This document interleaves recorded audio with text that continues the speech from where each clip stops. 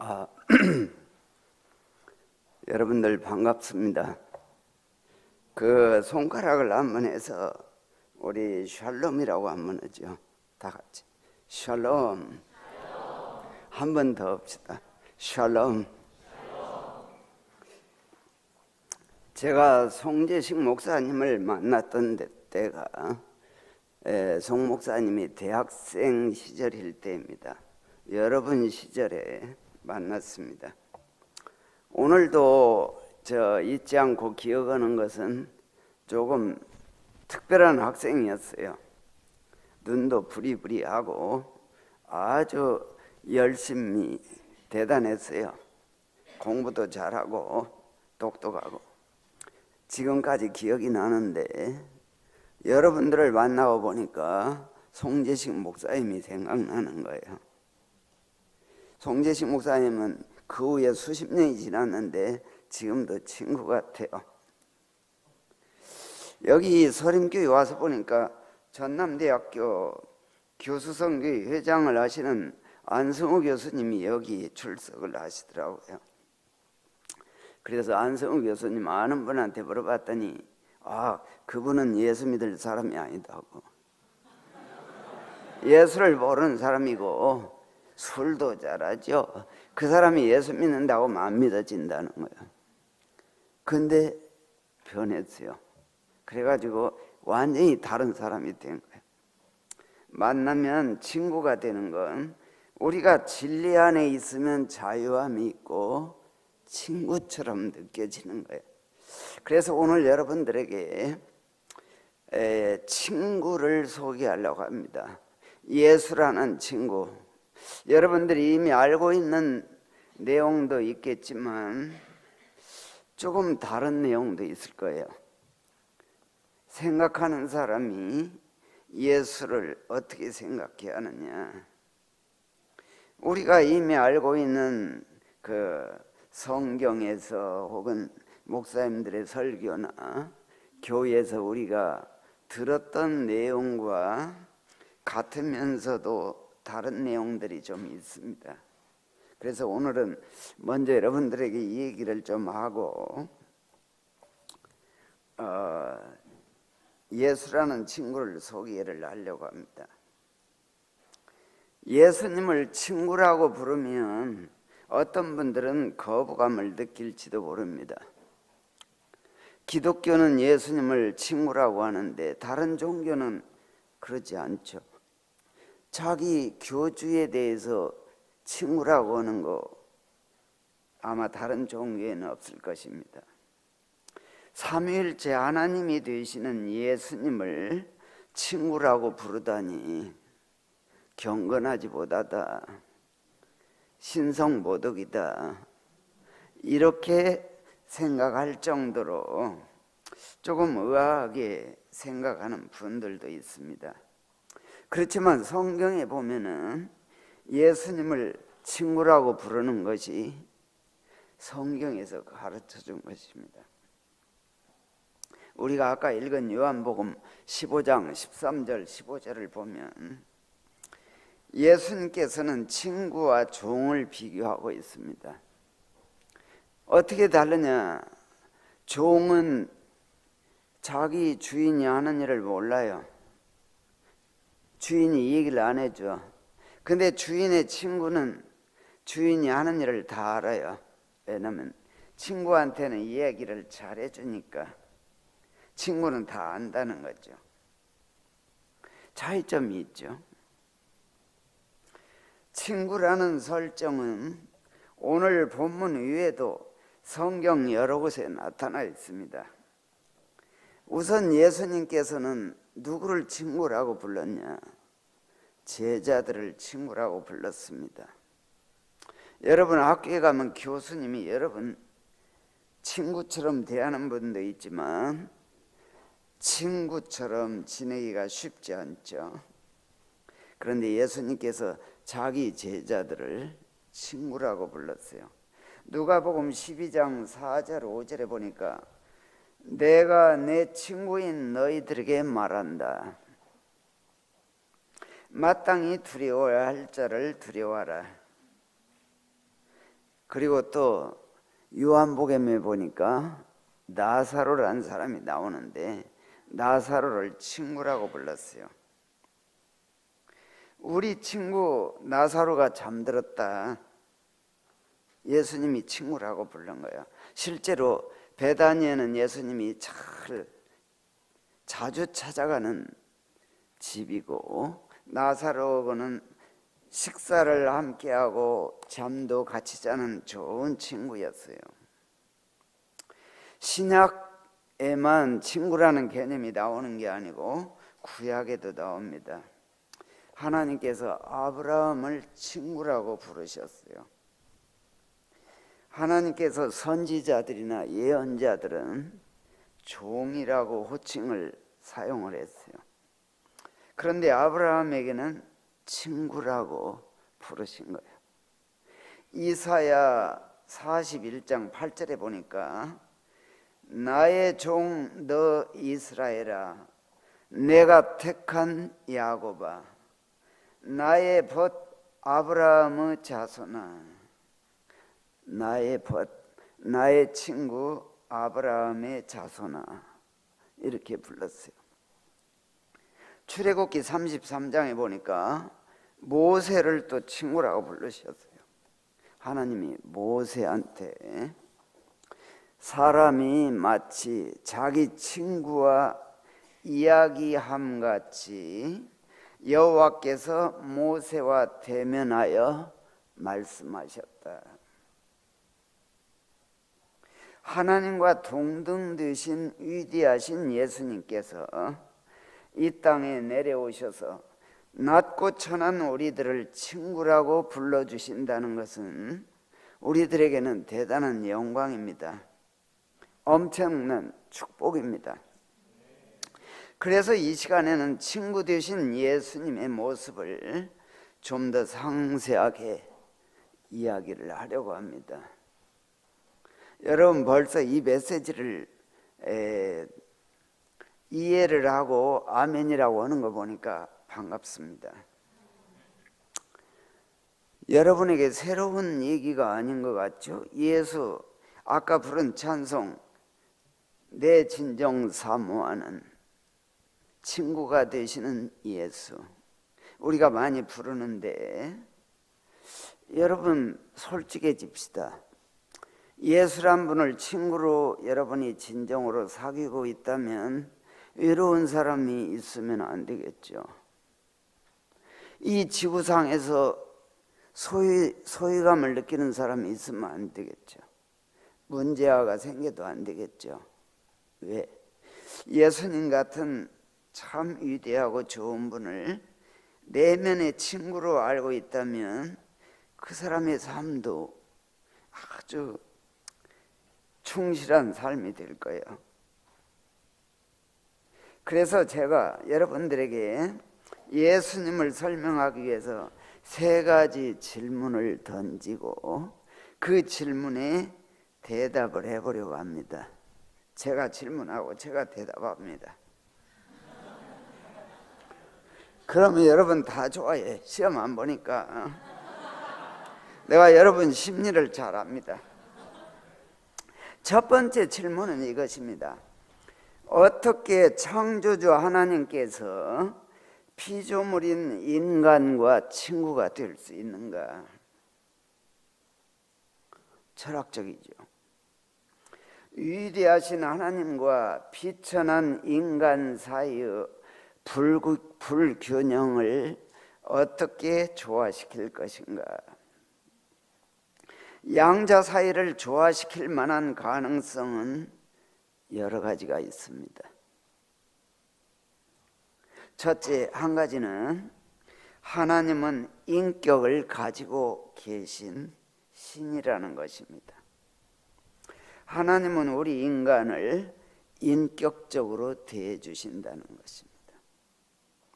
두 번째는 하나님은 전지전능하신 분이기 때문에 그렇게 하실 수 있다는 것입니다.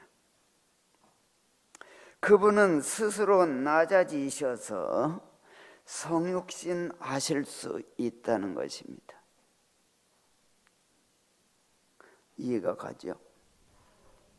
또 하나는 뭐냐면 하나님은 인간을 사랑하시기 때문에 그렇게 하실 수 있다는 것입니다. 어린아이들을 좋아해 본 사람들 알죠? 저는 손주가 이제 2살인데 태양이요. 손주만 보면 마음에 모든 근심 다 사라지고 입이 쫙 벌어져요. 아이를 보면 왜 이렇게 신기한지 모르겠어요. 사랑스러워요. 어른들과 아이들이 친구가 될 수 있는 거 왜 그러지요? 미국의 16대 대통령 링컨이 대통령에 당선되기 전에 이분은 하도 많이 떨어져 가지고 국회의원 때도 몇 번씩 떨어진 사람이고 그런 분이 대통령이 나왔으니까 가능성이 몇 프로인지 좀 의심스러운데 그레이스 베델이라는 11살 먹은 소녀가 편지를 보냈습니다. 링컨이 편지를 받아봤더니 거기에다가 링컨 선생님, 만일에 수염을 기르신다면 지금보다 훨씬 더 얼굴이 좋아 보일 거예요. 그러면 선생님은 틀림없이 대통령에 당선될 거예요. 이렇게 편지가 온 거예요. 링컨이 그 소녀의 말에 귀를 기울이고 수염을 길렀어요. 그랬는데 실제로 대통령이 당선된 거예요. 링컨이 참 훌륭하죠. 11살 소녀가 친구처럼 얘기했는데 사랑스러운 거예요. 그 말을 듣고 싶은 거예요. 이게 사랑이라는 거죠. 얼마나 아름답습니까? 대통령과 소녀의 사랑. 두 번째 질문은 이것입니다. 만약에 우리가 예수님을 친구라고 불러도 된다면 예수 그리스도의 권위는 어찌 될 것인가? 쉽게 말해서 예수님의 권위가 추락되는 것이 아닌가? 상당수의 교회 지도자들은 그 점을 걱정합니다. 지도자들이 평신도들과 친구가 되면 교회의 질서가 무너지고 지도자의 권위가 추락하는 것이 아닐까? 그렇지만 성경에 보면 예수님의 권위는 강제적인 힘에 의해서 얻어지는 것이 아닙니다. 예수님의 권위는 자유를 허용하는 사랑의 힘에 의해서 얻어지는 것입니다. 참 이해가 잘 됐죠? 영성이 있어요. 생각해 보세요. 예수님께서 잡히시던 밤에 베드로에게 이렇게 말했습니다. 너는 내가 지금 아버지께 구해서 지금 12군단 더 되는 천사들을 보내시게 할 수 없는 줄 알아? 내가 만일 그렇게 하면 이런 일이 이루어지리라 한 성경이 어떻게 이루어지겠느냐? 예수님은 힘으로 하려고 세상에 오신 게 아니라는 거죠. 예수님은 진리의 힘으로 권위를 얻고 싶어 하시는 분입니다. 예수님께서 이런 말씀하셨죠. 너희가 진리를 알도록 하여라. 그러면 진리가 너희를 자유롭게 해줄 것이다. 진리는 보이지도 않지만 얼마나 좋습니까? 우리가 진리를 알고 보면 마음이 너무나 자유로운 거예요. 진리의 힘은 다른 무엇보다도 강합니다. 여러분이 성경의 위대성을 알고 있다면 인터넷 검색창에다가 이렇게 쳐보세요. 노아의 방주. 그러면 터키에 있는 아라랏산 위에 노아의 방주가 눈 속에 처박혀 있는 것을 보게 될 것입니다. 그뿐만이 아닙니다. 검색창에다가 홍해의 기적이라고 쳐보세요. 그러면 모세와 이스라엘 백성들이 홍해 바다를 건너 미디안 광야를 통과했던 경로가 나타나 있습니다. 카나다의 토론토 교회 김종학 목사님이 찍은 동영상도 나와 있습니다. 진리는 수천 년이 지나도 변하지 않는 힘이 있습니다. 칼뱅 목사님의 주석을 보면 우리들이 예수님을 구세주로 인식하는 것은 성령의 내적 증거에 의해서다, 그렇게 기록하고 있습니다. 우리가 예수님을 친구라고 부르는 것은 성령의 가르침에 의한 것이라는 것입니다. 만약에 예수님께서 자기 백성들을 권위주의적으로 다스리게 된다면 우리들은 예수님을 사랑하게 되는 것이 아니라 숭배하게 될 것입니다. 숭배하는 것은 친구가 될 수는 없습니다. 친구는 사랑해 주는 것입니다. 권위주의적인 교인은 제사장들과 바리새인들과 서기관들이 가장 좋아하는 교회입니다. 저는 장로돼서 계속 사무실에서 결제만 했어요. 그러다 보니까 어느 날 그런 생각이 들었어요. 내가 진짜 바리새인이구나. 그래서 교회를 옮겨가지고 평신도처럼 제자교육, 새신자교육 다 받았어요. 새로 받으면서 나를 리모델링 했는데 그때 생각을 참 잘했구나. 오늘 내가 청년처럼 젊은 마음으로 여러분과 대화할 수 있는 이런 것은 그때 바로 리모델링한 결과입니다. 제자교육이 제대로 뿌리를 내릴 수 있는 교회는 서로 친구가 되는 교회입니다. 그래서 서로 동역자가 되는 것입니다. 교회는 목사, 장로, 집사, 평신도의 계급주의가 아닙니다. 혹시라도 여기에 동의하지 않으시는 분이 계실는지 모르겠습니다. 여러분 젊으니까 손 들어도 좋습니다. 나 이유가 있습니다. 만약에 제 말이 틀렸다면 왜 예수님께서 제자들을 친구라고 불러주셨겠습니까?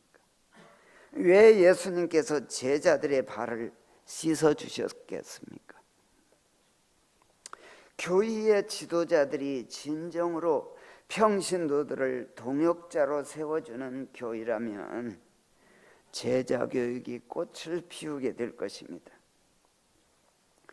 제자교육의 근본 원리는 제자 한 사람 한 사람을 친구처럼 인격적으로 만나주는 것입니다. 교회가 성장하려고 하면 이 점에 주목할 필요가 있습니다. 세 번째 질문을 던집니다. 예수님께서 우리와 친구가 되시려는 이유가 뭐야? 그 이유는 간단합니다. 우리를 사랑하시기 때문입니다. 이것은 말로 표현하기에 매우 어려운 개념입니다. 신명기 7장 7절에 여호와께서 너희를 기뻐하시고 너희를 택하심은 너희가 다른 민족보다 수요가 많은 연고가 아니다. 여호와께서 다만 너희를 사랑하심을 인함이다. 이렇게 기록되어 있습니다. 그리고 만약에 예수님이 우리와 친구가 되신다면 우리는 예수님께 어떻게 해야 할까요?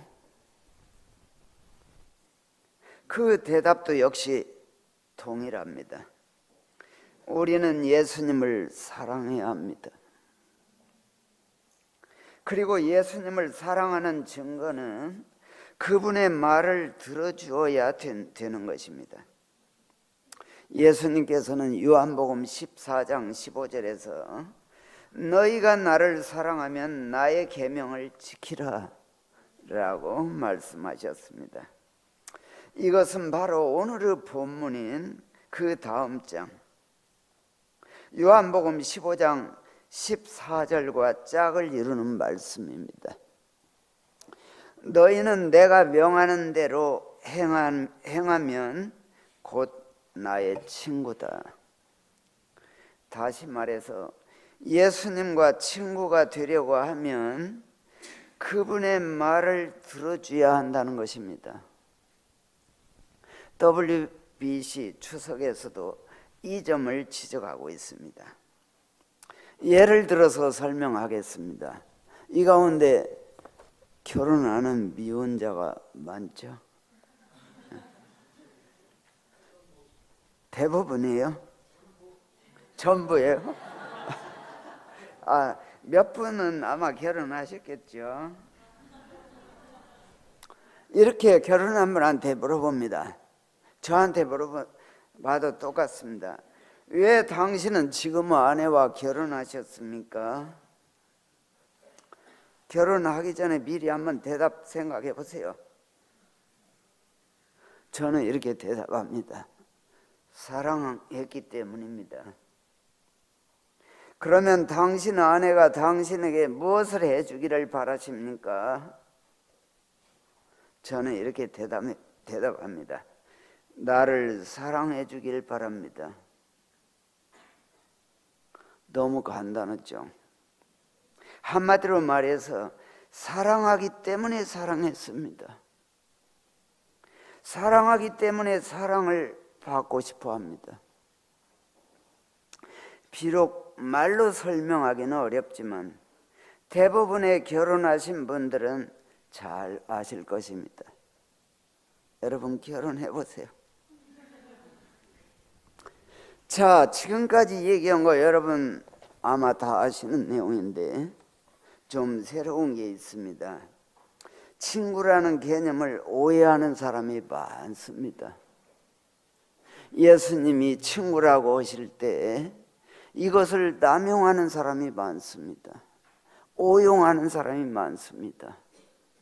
그러니 예수님이 주시는 큰 영적 축복, 영적인 위로와 큰 놀라운 지혜를 얻지 못하는 것이죠. 저는 지금까지 친구라는 개념에 대해서 3가지 질문을 던지고 대답을 여러분에게 말씀했는데 이 친구라는 개념을 오해하고 왜곡시키는 사람들이 뜻밖에도 많습니다. 여러분 가운데도 있을 것 같아서 제가 이렇게 얘기하는 것입니다. 첫 번째 오해는 뭐냐? 교회 지도자들의 오해입니다. 예수님 당시 제사장들과 장로들과 서기관들과 바리새인들의 오해는 권위주의에서 비롯되었습니다. 그들은 예수님에 대한 지식을 왜곡시켰습니다.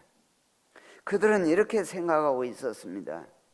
오직 하나님만이 모든 신자들의 신뢰와 충성의 대상이다. 그렇지만 예수는 죄인들과 세리들의 친구다. 그러므로 예수는 메시아가 아니다. 이런 오해에 빠진 사람들은 집단 이기주의에 빠지기 쉽습니다. 즉 그들은 하나님은 나와 내가 속한 단체만 구원해 주시면 된다고 생각합니다. 그들은 하나님께서 우리의 행복과 우리의 축복을 보장해 주시기만 한다면 그것으로 충분하다고 생각합니다. 우리 공동체, 우리 교회, 우리만 잘 돌봐주면 돼. 그들은 다른 나라와 다른 이방인들의 구원에는 관심이 없습니다. 제가 선교사로 나가려고 보니까 방해 요인이 많아요. 자꾸 걸려요. 통제라. 어떻게 하면 좋아? 그래서 하나님께 기도합니다. 하나님, 나가려고 생각했더니 이렇게 방해 요인이 많은데 어떻게 했죠? 하나님이 좀 해결해 주세요. 우리는 내 공동체, 내 가정, 나의 삶만 평안하면 됩니다. 내 것을 버리고 누군가 멀리 가서 아무것도 바라지 않고 주기만 하고 온다는 거, 기도가 필요한 일입니다. 이슬람교는 하나님과 인간의 관계를 주종관계로 생각합니다. 그래서 예배 형식도 엎드려서 코를 땅에다 댑니다. 종 이스마엘의 후예라. 종이 첫째의 컨셉입니다. 그러나 우리 기독교는 다르죠. 이삭은 자유의 아들이에요. 그래서 하나님과 우리 인간의 개념을 아버지와 자녀의 관계로 생각합니다. 그런데 그 하나님이 보내주신 황태자 예수라는 분은 우리를 친구라고 불러주는 겁니다. 너무나 이거 특별하고 놀라운 종교다. 만약에 어떤 교회가 관습에 젖은 전통주의와 관료주의에 익숙한 모습을 보여준다면 그러한 교회는 평신도들이 자기 감정이나 정서, 성향, 재능을 충분히 발휘할 수 없게 만들 것입니다. 그러한 교회는 평신도들이 하나님을 위해서 그리고 교회를 위해서 즐겁게 일할 수 없게 만들 것입니다. 이것은 조직신학 개론에도 나와 있습니다. 그 결과 바리새이즘이 생기죠. 매너리즘이 생기죠. 형식주의가 생기죠. 교권주의가 생기죠. 유형주의가 생기죠. 교회 성장의 비결은 교회의 항존직자들이 평신도들과 인격적인 만남을 소중히 여기는 데 있습니다. 저도 목사가 되고 나서 야, 너 만날 시간 없어. 나는 목사야. 이런 생각을 무의식적으로 한참 하다가 제가 깨달았습니다. 네가 뭐길래? 두 번째 오해는 가룟 유다의 오해입니다. 예수님께서 가룟 유다에게도 친구라고 불렀습니다. 친구여, 네가 무엇을 하려고 왔는지 행하라 하신대 이에 그들이 나와 예수께 손을 대어 잡는지라. 마태복음 26장 50절에 나옵니다. 예수님께서는 가룟 유다를 친구라고 불러주셨는데 가룟 유다는 예수님을 배반했습니다. 가룟 유다는 마리아가 비싼 향유를 예수님의 발에 붓는 광경을 보고서 이해할 수가 없었습니다. 왜 그 비싼 향유를 예수님의 발에 붓는 거야? 그거 팔아서 가난한 사람들 구제하면 좋을 텐데 돈이 아깝다. 가룟 유다의 오해는 물질주의에서 비롯되었습니다. 그는 결국 예수님에 관한 1급 정보를 은돈 30을 받고 팔아넘겼습니다. 예수님이 아주 짧은 시간에 체포됐고 최소의 희생자도 없이 간단하게 끝났습니다. 누가복음 8장에 보면 씨 뿌리는 비유 중에 씨앗이 바위 위에 있다는 것은 말씀을 들을 때 기쁨으로 받으나 뿌리가 없어 잠깐 믿다가 시련을 당할 때 배반하는 자라고 기록되어 있습니다. 이 말씀에 의하면 가룟 유다의 마음은 돌짝밭이었습니다. 친구와 배신자 사이에는 매우 비슷합니다. 그래서 때로는 구분이 안 됩니다. 대부분의 배신자들은 과거에 친구였던 사람입니다. 세 번째 오해는 우리 젊은이들이 새겨들을 만합니다. 친구를 쾌락의 대상으로 생각합니다. 친구는 즐거움을 주는 대상이다. 만나면 즐겁고 어울리고 재미있어야 친구지. 시원하게 속 시원하게 말도 들어주고 대화도 되고. 그러나 여러분이 결혼 배우자를 선택할 때 친구다 그러면 개념이 달라지죠. 즐기기만 하는 친구와 결혼하겠습니까? 존경심을 가져야 됩니다. 당신은 존경하십니까? 존경한다는 것은 진실성을 봐야죠. 진실해야죠. 그 사람이 진리를 따라 산다, 이런 것이 있어야 존경심이 가죠. 즐기기만 하는 게 아니라 존경심도 있어야 우정은 오래가는 것입니다. 저는 수십 년 동안 지금도 친구로 사귀는 사람들이 있는데 저는 참 존경합니다. 만나면 우리 친구 참 부럽다, 훌륭하다. 존경심이 있는 것입니다. 여자친구를 사귀는데 성적 만족의 대상으로 생각하는 사람들이 많이 있어요. 남자친구 만나면 성적인 만족을 얻으려는 사람들이 있어요. 나는 외로워 고독해. 그 대안으로 친구가 필요해. 너는 내 고독을 물리쳐주는 약이야. 그렇게 생각하는 사람이 있어요. 그러나 정말 우리가 좋은 친구라고 하면, 정말 결혼할 만한 대상이라고 하면 나의 인생의 파트너입니다.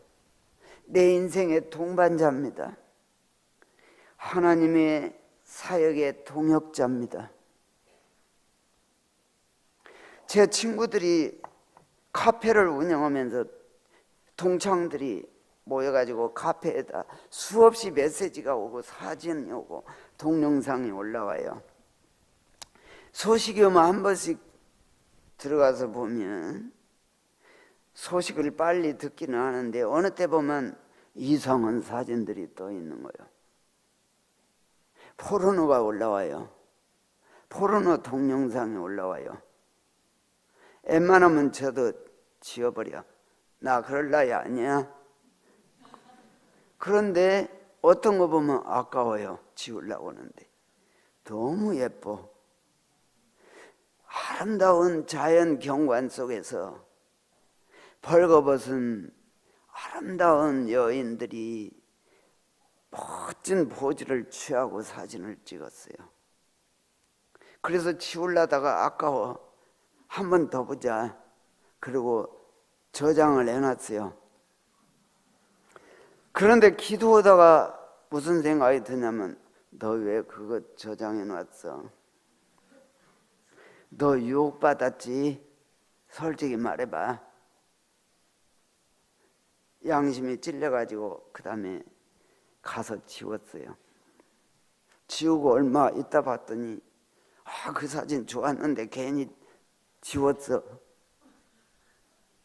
오늘날 우리 젊은이들의 심리를 이해할 것 같아요. 결혼한 사람도 이 모양인데, 그런데 얼마 전에 또 친구한테 뭐가 왔어요. 그래서 쫙 펴봤더니 아주 아름다운 여인들이 그것도 벌거벗고 사진에 나와요.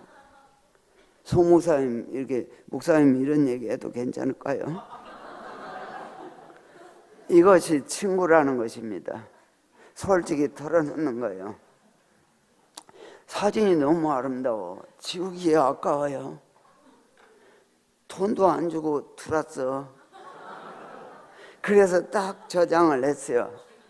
저장을 하고 났더니 여기 설교 오라고 성모사님이 설교 좀 해주세요. 갑자기 얘기해서 예 알겠습니다. 그리고 잠깐 기도하려고 그랬더니 왜 하필 또 그게 생각이 나? 너 왜 그거 저장해 놨어? 너 유혹받았지? 그래서 생각하다가 여기 오기 전에 지우고 왔어요. 여러분들 제가 이 얘기하면 몇 프로나 지울는지 저는 궁금해요. 30% 정도 지울까? 50% 정도 지울까? 100% 정도 지울까? 이게 오늘날 우리의 문화인데 예수님을 내가 정말 좋은 친구로 안다면 예수님을 방해하는 수많은 숲에 가려가지고 예수님은 조금 한쪽으로 보면서 예수님과 좋은 친구가 되려고 한다. 그건 넌센스죠. 예수님께 지혜를 구한다. 예수님께 좋은 직장을 구한다. 예수님 내 고민 좀 해결해 주세요. 예수님 한쪽 문틈으로만 쳐다보면서 그건 좋은 친구라고는 생각이 안 되는 거예요. 제가 주말이 되면 어느 때는 피곤해서 딱 주말에 샤워하고 나서 오늘 영화 하나 볼까? 그리고 TV를 보면서 영화를 고르는데 고르기가 어려워요. 우리가 잘할 때와는 너무 달라. 영화를 들어보면 포르노와 구분이 안 돼. 그래가지고 나는 결혼했는데도 유혹이 느껴져. 그래서 아내하고 같이 보자고 했더니 아내가 보다가 끄자고 들어가자고. 나는 더 보고 싶은데 아유 얼른 와요 들어와. 아내는 자꾸 들어가자고 그래. 내가 가만히 생각해 봤어요. 크리스찬이라고 하는 건 뭘까? 내가 지난 과거를 생각해 보면 외로울 때 하나님을 찾아가서 기도했어요. 아무도 없는 교회에 가서 혼자 기도했어요. 할 일이 없어서 피아노를 치다 보니까 혼자 피아노를 배운 거예요. 근데 그 결과 수십 년이 지난 오늘날에 보니까 내 친구들보다 나는 훨씬 건강하지요. 내가 훨씬 발시름 하면 세지요.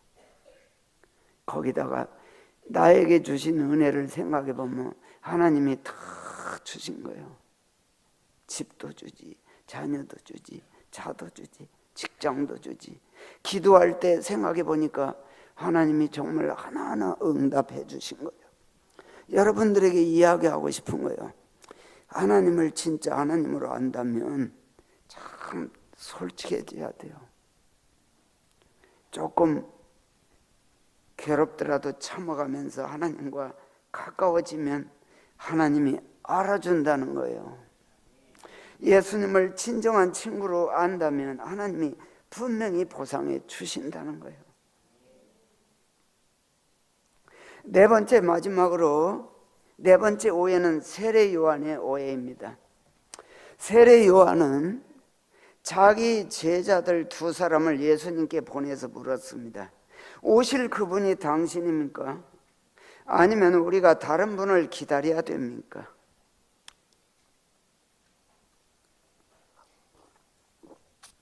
예수님께서 이렇게 대답했습니다. 가서 요한에게 알려줘라. 맹인이 보며 못 걷는 사람이 걸으며 나병 환자가 깨끗함을 받으며 귀먹은 사람이 들으며 죽은 자가 살아나며 가난한 자에게 복음이 전파된다. 나로 인해서 실족하지 않는 사람은 복이 있는 사람이다.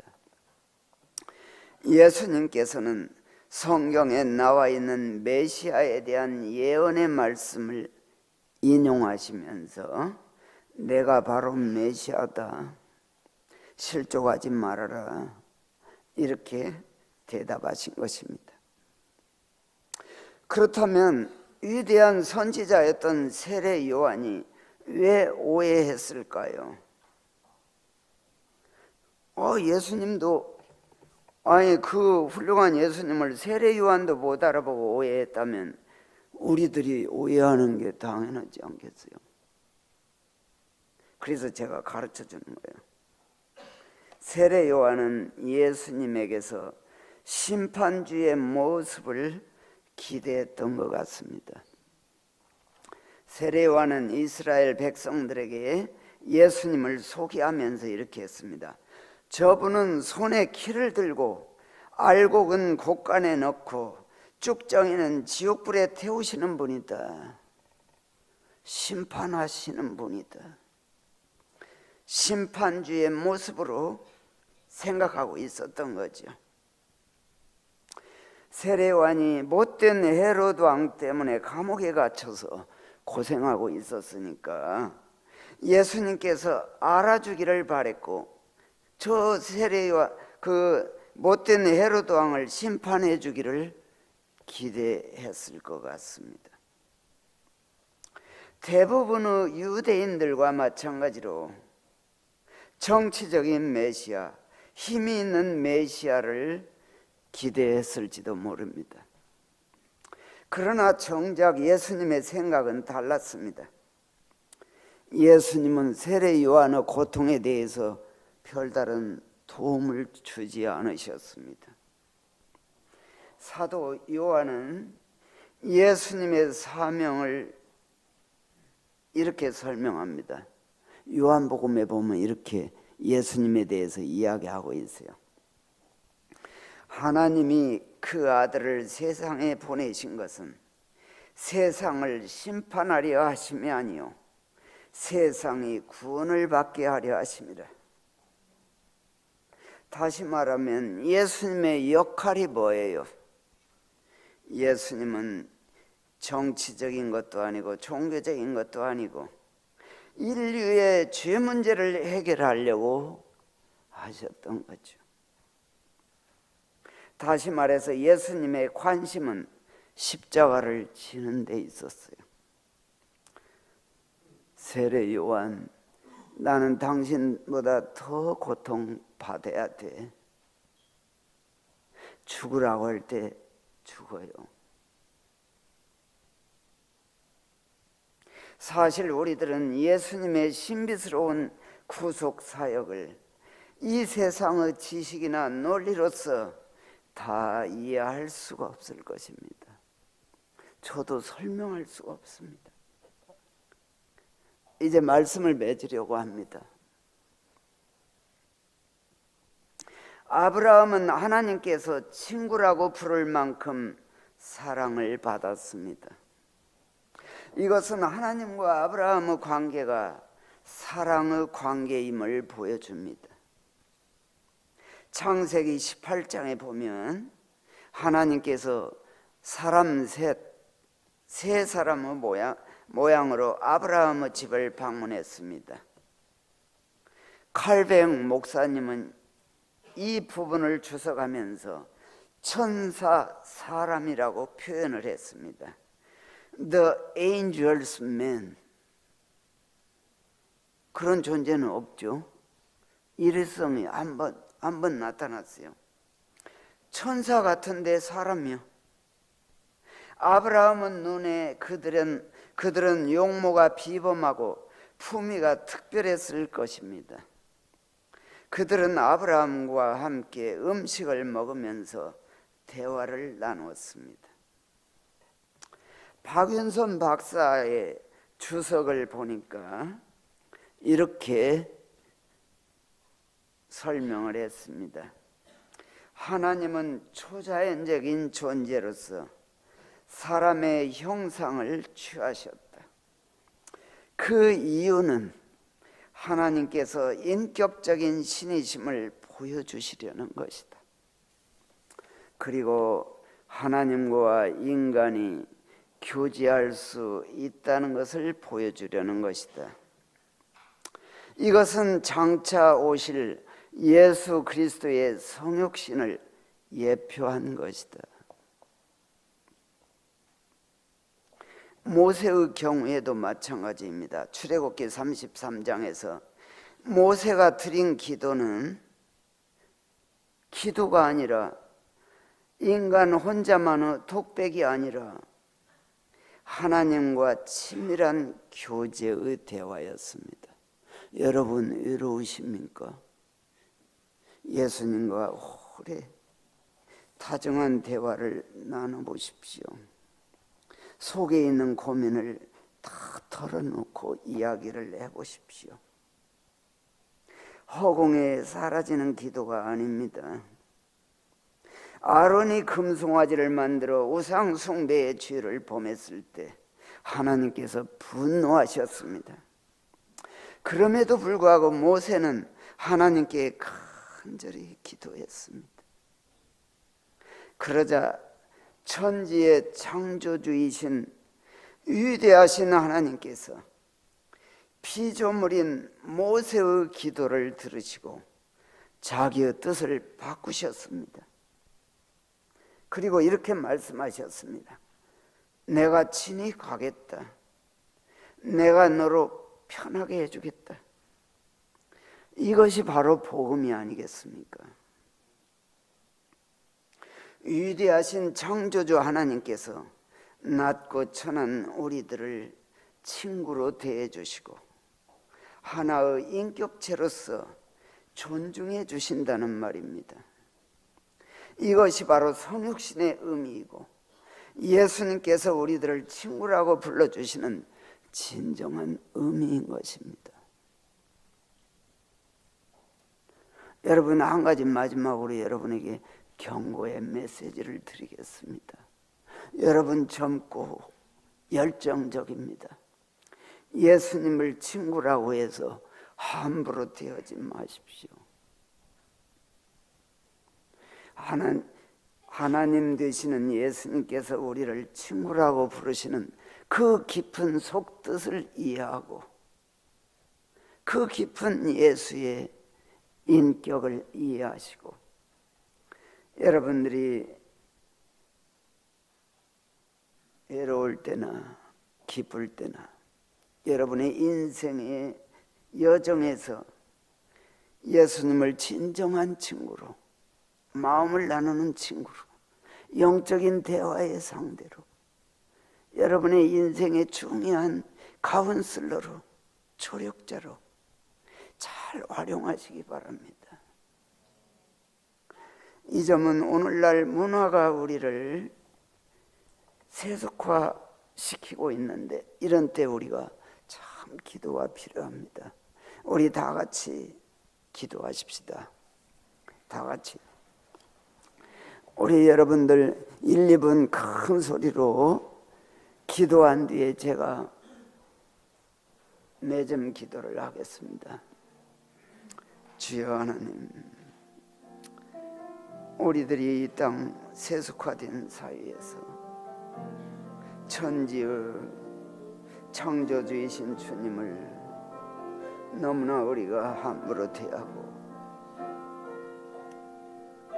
세속적인 마음으로 대할 때가 많이 있습니다. 아버지 하나님, 우리에게 하나님을 하나님으로 알게 해 주시옵소서. 예수님을 하나님이면서 우리의 친구로 알게 해 주시옵소서.